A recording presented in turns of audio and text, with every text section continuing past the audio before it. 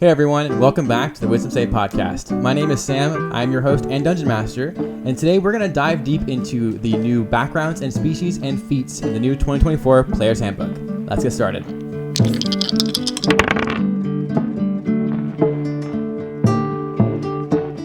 Okay guys, so I'm here with my good friend and brother-in-law, Tucker. Say hi, Tucker. Hi. Hi. How's it going? Yeah, he's decided to kind of come on this podcast with us and help us go through some of this stuff. I'm really excited to have you here, man. Thanks for having me. It's great to be here. I love talking about all things nerd. Yeah. And all things just D&D. It's such a wonderful world and a place to kind of just be yourself. Yeah. So, Yeah. No. in a different way. Be yourself while not being yourself at all, actually. Yeah. Being myself, but actually being able to play a gnome barbarian who that likes to be angry all the time. Yeah, exactly. Awesome. Cool. Well, let's just start with a couple questions, kind of help everyone kind of get to know who you are before we kind of dive deep into this, and also kind of why they should be listening to us at all. So. Yeah, let's do it. Yeah. So let's start with, why did you start playing D&D? I was lonely is the first reason. But also, I just had a desire to have, kind of deeper friendships and relationships than what I was finding elsewhere. And there was already a group of guys that were playing, and we had one. I believe he's already been featured on this podcast and on the channel. Jake Hanna, he was our grandfather DM at this point, but we've all also started to DM in some way, shape, or form. So he's the one who really introduced us to the game, but also gave us so much time and grace to just kind of be really stupid and have a lot of fun together. And that just gave us one more excuse to hang out outside of like normal work or social lives and be really just kind of, I don't know. It allowed us to really just engage with people, which was really, really fun. Yeah. And engage with people on the same day every single week for now 3 years, almost 4. 4 years. Yeah. Almost 4. So, I mean, it's been a massive part of just like, all the men around the table that we played D&D with were my groomsmen, except one, because he didn't live here, and I just, and all that stuff. So, but yeah, like it turned into just, I wanted community, and I found that through fun aspects of just make believe. Yeah. So that's really where it started and where it came from. So for me, I mean, same here. Here's a fun one.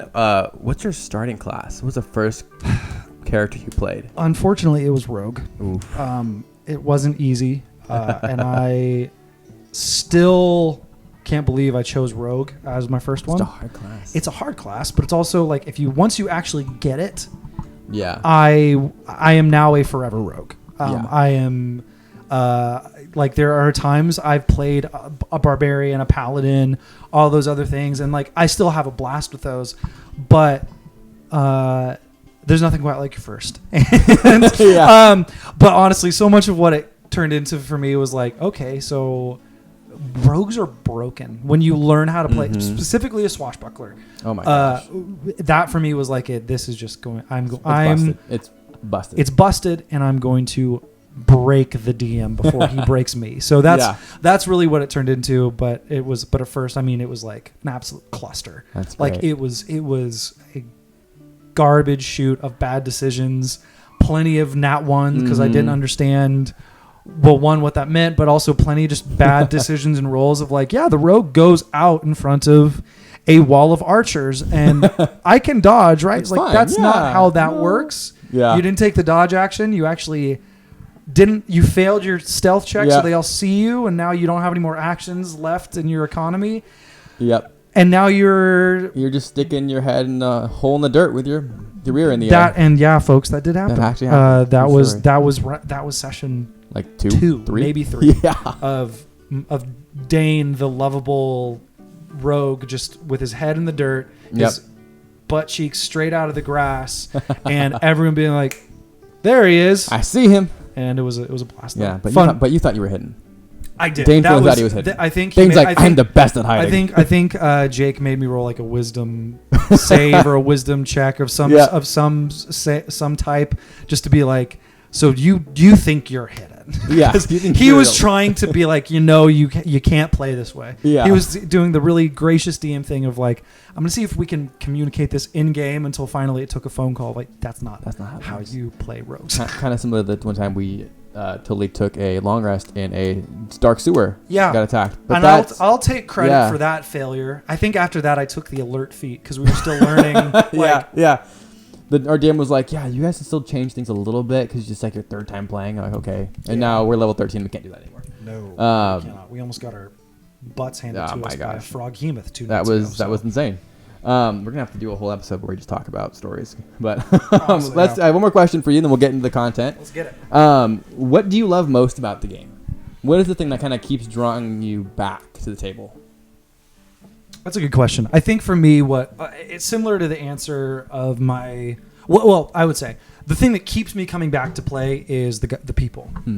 I'm always looking to connect with those people, and I'm always looking to find time to be with like the guy friends and all that stuff. But I think on a slightly different side. Excuse me. What keeps me coming back is like I just love these characters, like Dane in particular. I got a few others like I'm looking forward to. Hi, Rubes. I get advantage on my next check, and because she came to me first. That's correct. That's what I heard. That's exactly what happens.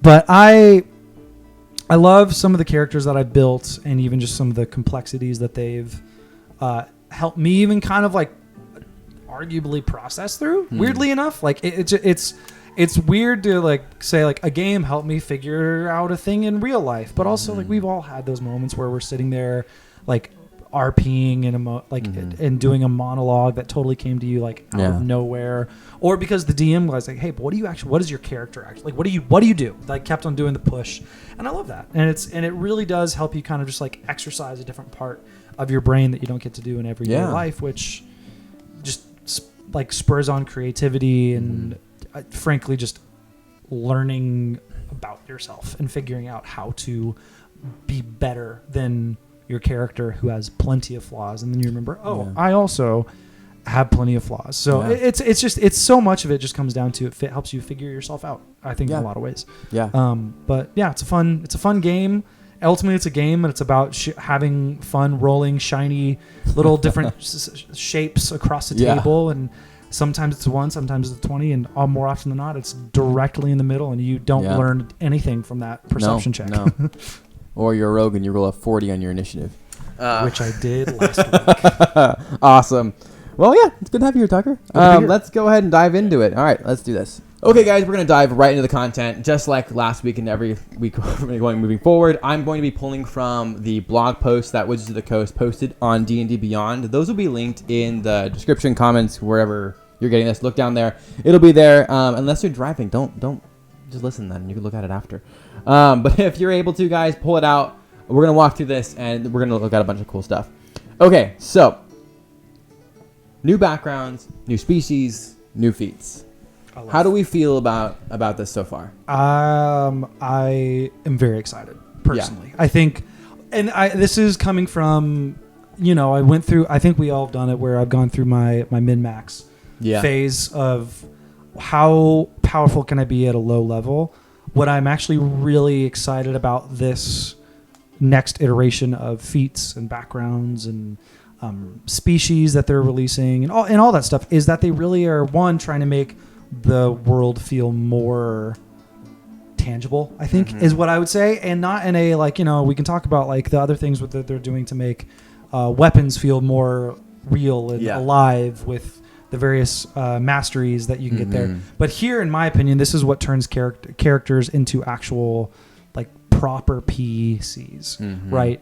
Because I'm no longer taking a background because I guess Acolyte sounds cool. Yeah. I'm taking Acolyte because this makes sense for where my Dragonborn wizard or where my monk, Earth Genasi, you fill in the blank, like where they started and where they want to go. Like what is the thing ultimately like spurring them on? And then within that, like, there's stats, there's ASI builds and all that stuff. But I think it just makes more room for like better story builds and better character builds, and using the tools that D&D gives you to do those things. No, that's great. I think you kind of nailed it on the head there. I'm thinking when I first started playing, I remember looking at the backgrounds and being kind of like, what is the point of this? I also didn't understand how tool proficiencies work. I was like, okay, do I get a mechanical bonus in combat to this? No. That was kind of the point. But that was just for me because I didn't know how to play the game. I didn't understand how any of that worked. I just knew but the rules as written as it was on the page. These are really good changes. Let's dive right in. Let's start with the species. First off, big change. They've removed the word race and they're going with species. Sure.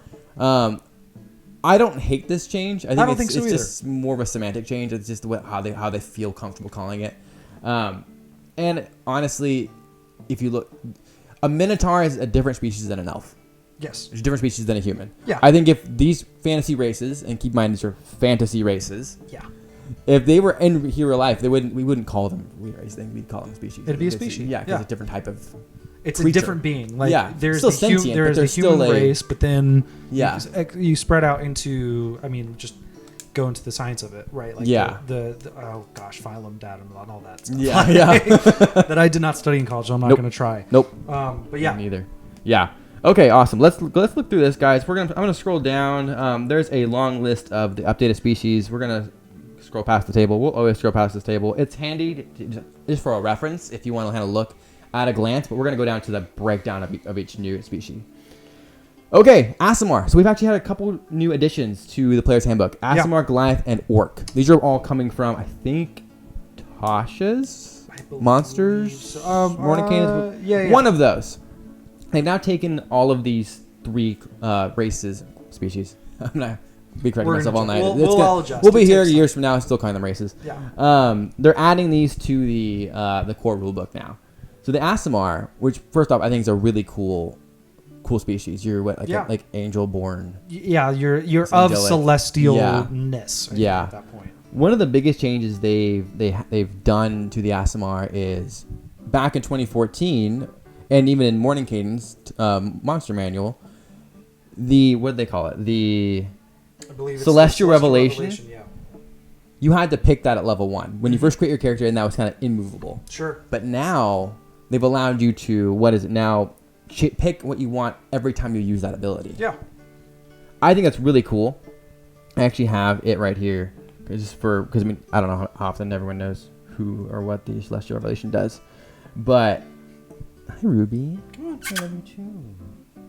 She's fine. So I mean, you can use your necrotic shroud, radiant consumption, or radiant soul. Mm-hmm. So you can sprout wings. You can do damage to people. I think this is just really cool because you can kind of play. Hey, dog. You can kind of play the Aasimar that you want to play in the moment, and kind of tailor that to their mood. Again, it goes to even what we were talking about earlier. Just it allows for more dynamic and more shaped out characters that you want to build. So if you have a character who's really struggling with like who they are and where they come from, and they're trying to figure out exactly what their past life was, or where okay, so I'm an Aasimar, I want to do something different.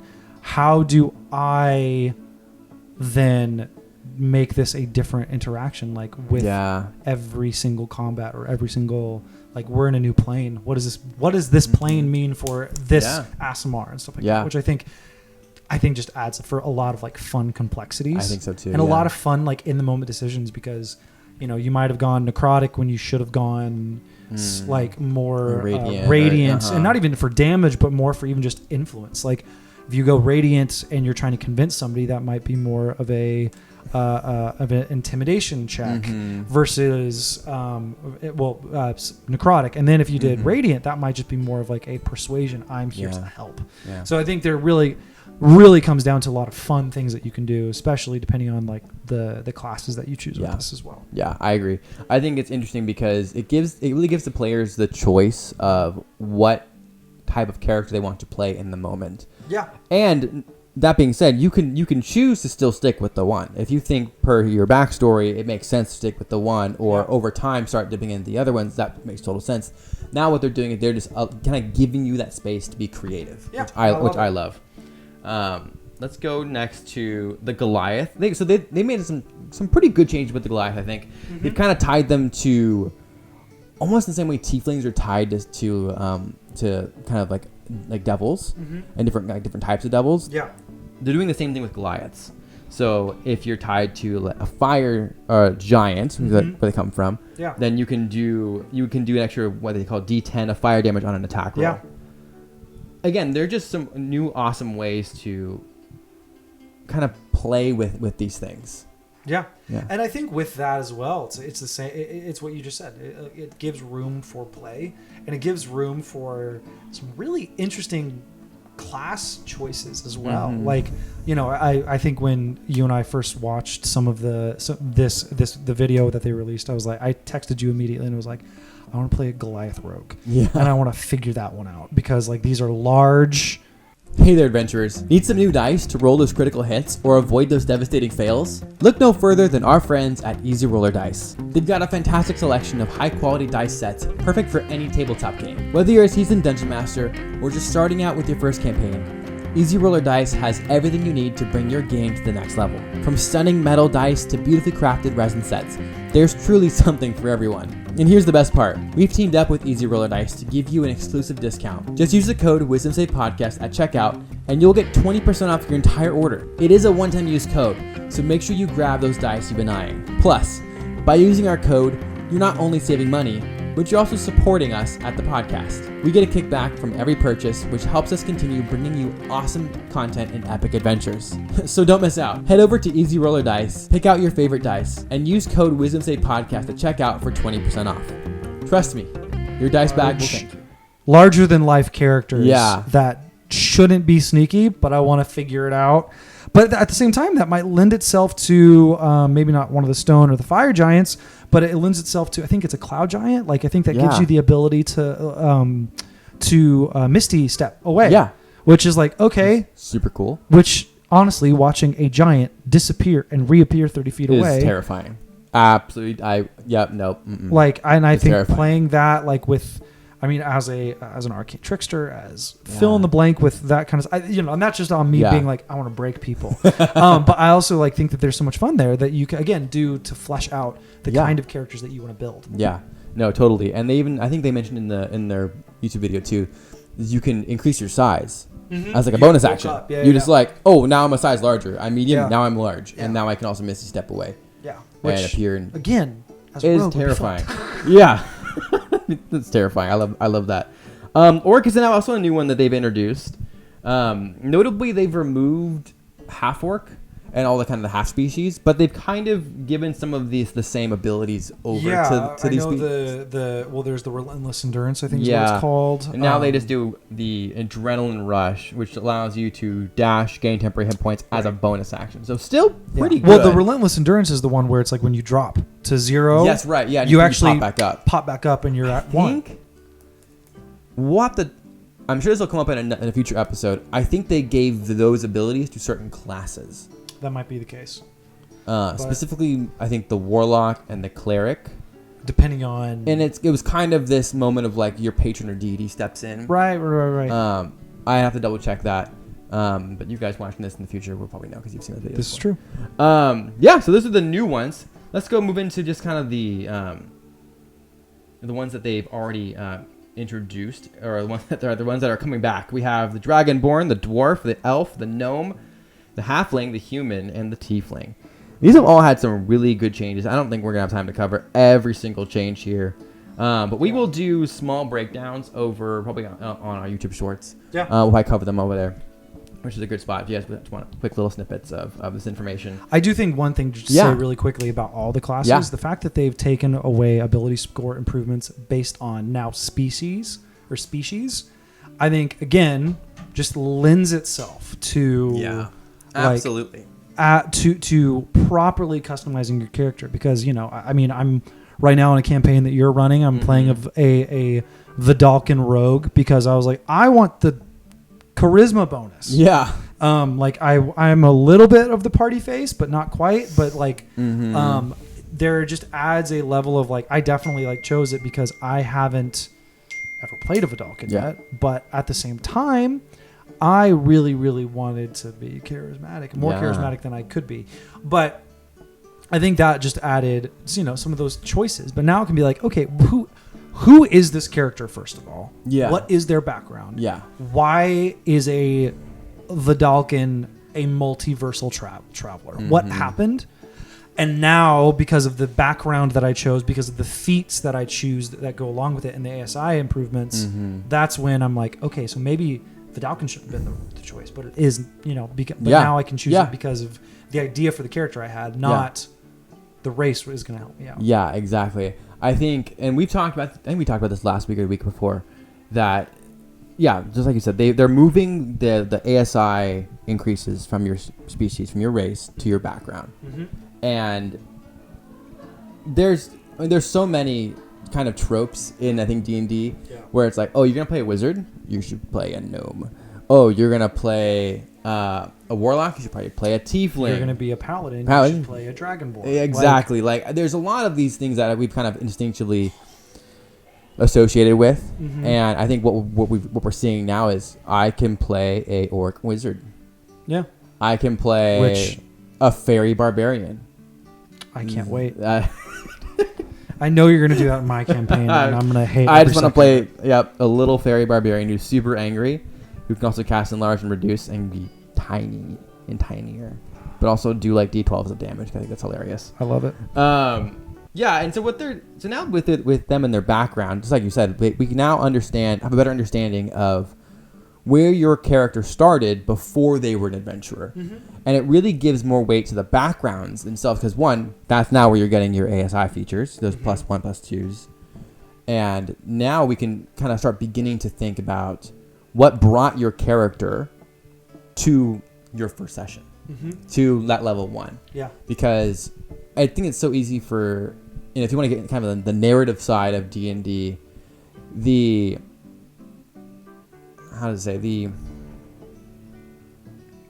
it's really easy to forget that these characters existed before. Yeah, Dane didn't spring out of the ground at he had a life before, and he was voluntold to go and do something for the sake of the kingdom. Mm-hmm.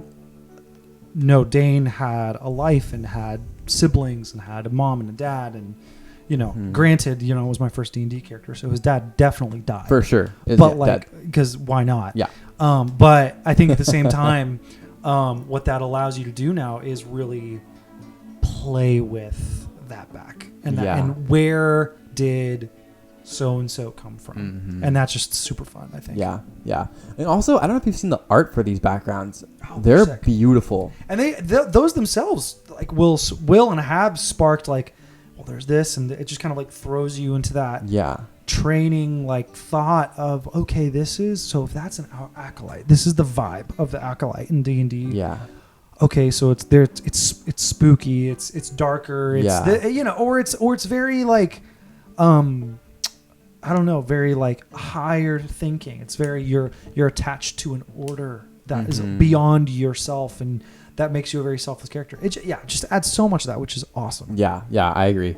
I think these are some really good changes. I can't wait to actually get my hands on this book and read through it.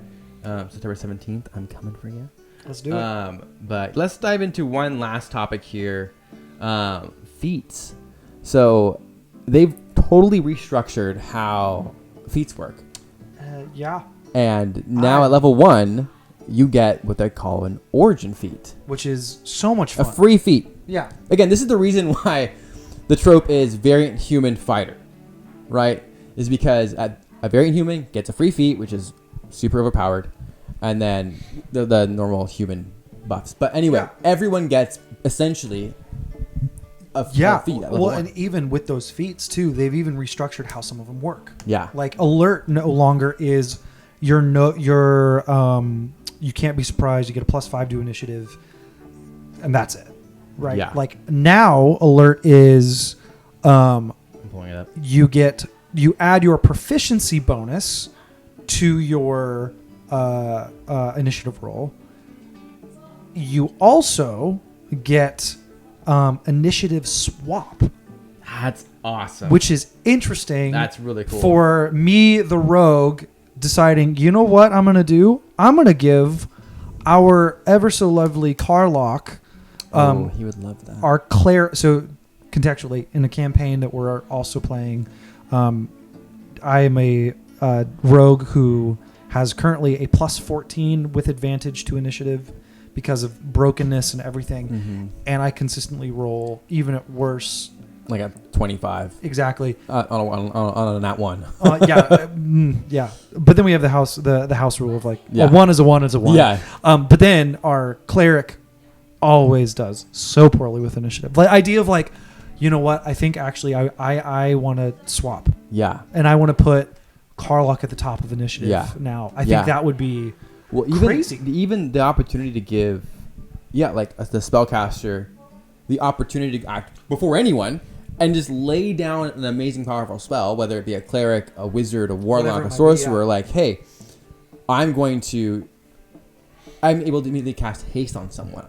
Cast a pattern on I think the it's that. I also think just like so much of what I think they're trying to do is to get you to work with other people instead of I'm gonna go hit him and then seeing how it goes. But all that to say, like that's alert. But then you have so many others that are coming out that are a little bit different. They're officially doing the lucky feat change. Yes, I saw that. Where it's you roll, it sucks, you roll again. If it's better, fantastic. If it's not, well, it is what it is. But then even just the imposing of disadvantage on your enemies, like, come on, like, let's go. I wonder how that's gonna play into like a spell like Silvery Barbs, right? Where you cast as a reaction and basically impose a reroll. Yeah. But this is a feat you can kind of just do.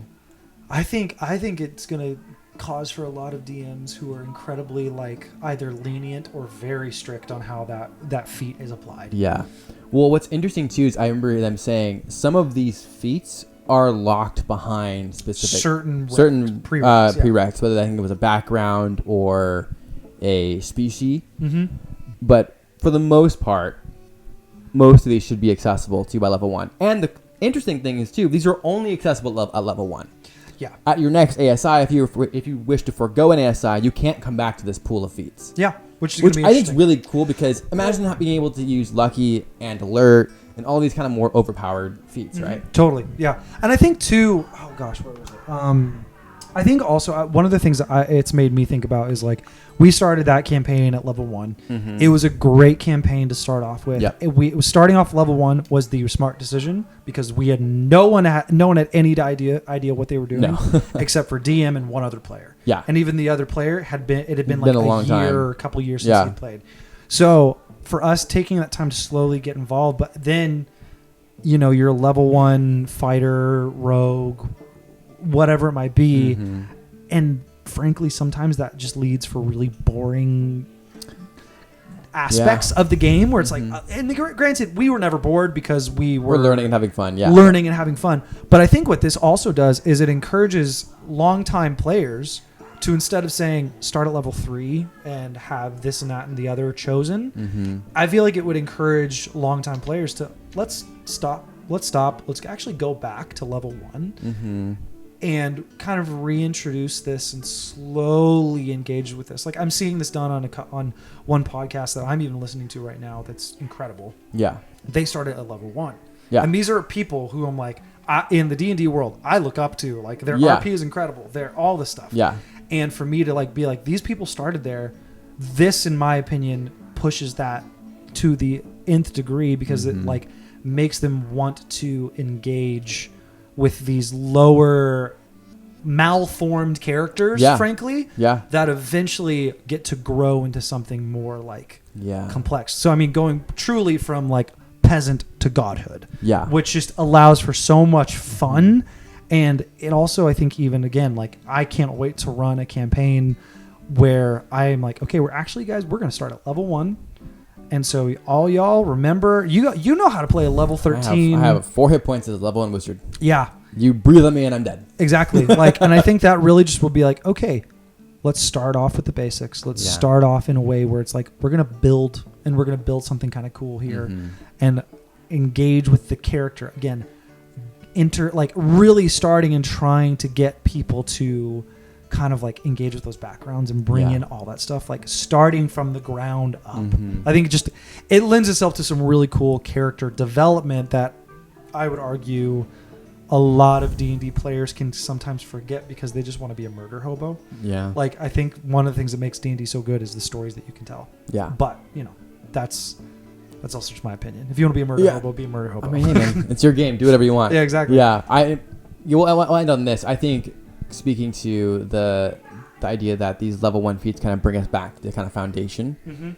For sure. I agree. I think the best D&D is usually played from level 1 to level 6, level 8. I think at the most.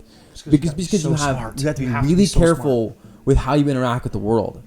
Because you can die. Because now we're level 13. I'm playing a paladin. I have 160 hit points. I'm not going down unless it's like a red dragon is around the corner. Like it takes a lot to bring down a level 13 paladin with the tough feat at level 1. Yeah. Oh yeah. Yeah. Right. And so I think this just gives us the opportunity to really, like you said, lean into the storytelling of D&D, because it's in my game, in our game, we like the stakes to be high because that brings value, in our opinion, to the story and what we run at our table. Absolutely. Yeah. Yeah. Totally. Any final thoughts on anything we've talked about? Not particularly. I think it's just like part of what you need to remember with D&D is it's about having fun. Yeah. It's about being with people. And so much of what this new iteration that they're trying to release is they're still trying to like lean into what the good things that they did with V5, right? Like where they're like, we wanted to make it more approachable to people, easier to understand. Now they're not that they're moving away from that, but I think what they're now trying to do is make the world feel more real, make it feel more realistic. But they're also really, and I love this about it, is they're really trying to get you, the player, to interact with your character in a different way, as well as the other players in a different way, which adds so much more complexity and fun to the game. Yeah.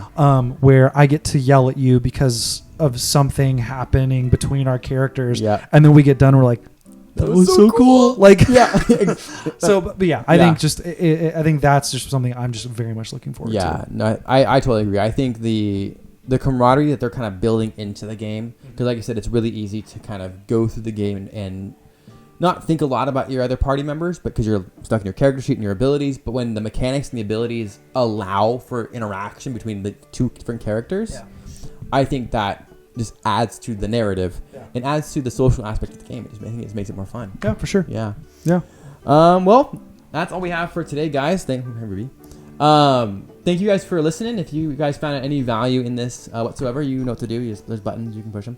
Just push them. Anyway, guys, we'll see you guys here next week, and we'll dive into more of these topics. We'll see you then. Bye. Bye.